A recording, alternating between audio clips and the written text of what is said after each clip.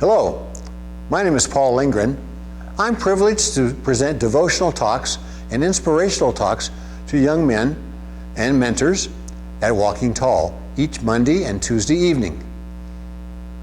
Today, I'd like to share a story from my life that occurred a long time ago. When my youngest son was about 11 years old, he was playing Little League. When we signed up that year for Little League, I noticed that parents were encouraged to take an active role.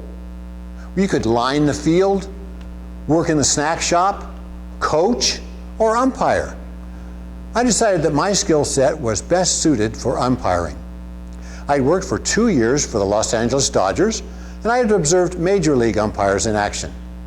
I also thought I knew the rules well, and I'm incredibly fair in my decisions. So I signed up to be an umpire and I donned the gear. As we were going through the season, one day a young man was pitching on one of the teams. His name was Robbie. Robbie was about 11 or 12 years old at the time. He was a little taller than the average boy. He had a good control of his fastball. He was always right around the plate. There weren't a lot of balls in the dirt, and if you've ever observed a Little League game, sometimes if the pitcher's wild, it's really hard on the umpire and also on the catcher, as they have to block the ball or move out of the way and do other things. So I was impressed with Robbie's good control and his nice fastball. After the game, which his team won, I went up to him and said, "Congratulations, you pitched a really good game. Your fastball was excellent and you were right around the plate." Robbie thanked me for congratulating and affirming him. That week, as I got to thinking about it, I decided I would write him a little note. So I just wrote him a little note of affirmation on his pitching and sent it off.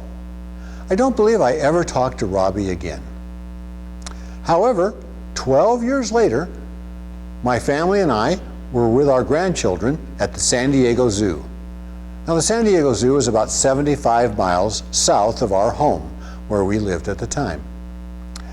And I was explaining some things about animals to my grandchildren, and suddenly a tall young man walked up to my wife with his girlfriend and said, "I think I heard Mr. Lindgren's voice. Is he here?" My wife said, "Yes, he's right over there at the animal enclosure with his grandchildren." Robbie and his girlfriend walked over, and he said, "Hi, I don't know if you remember me. My name is Robbie. You sent me a congratulatory note after I pitched in a Little League game. I wanted to thank you for doing that." Well, of course I remembered him, and I received his affirmation and said I was glad to do it. Later I got to thinking about that. You know, we never know the effect our affirmations or our praise of others will really have. Here was Robbie 12 years later in a location not even close to our home, but he sought me out when he heard my voice. I was also amazed, and so was my family, that he had recognized my voice. In fact, my family said they were shocked that after 12 years he could still recognize my voice, and he wanted to thank me. You know, in Walking Tall, we're a little like that. We try to affirm boys, young men, in what they do and how they learn and the progress they make. We make an attempt to always have good eye contact and always tell people what we like about what they're doing. You know, there's a little principle in psychology. I call it Lindgren's Law number 1, because as my last name is Lindgren, I've naturally named it after myself.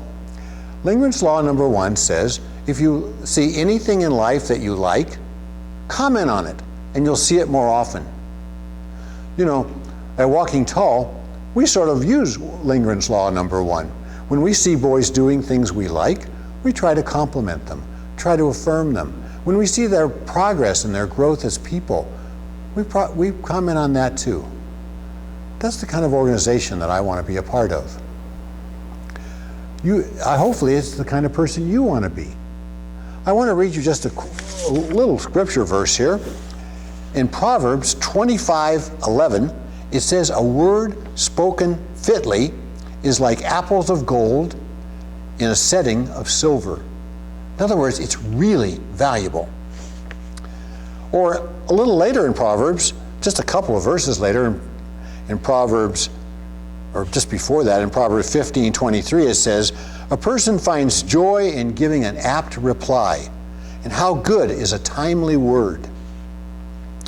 The Apostle Paul was thinking along these same lines when he wrote the book of Ephesians.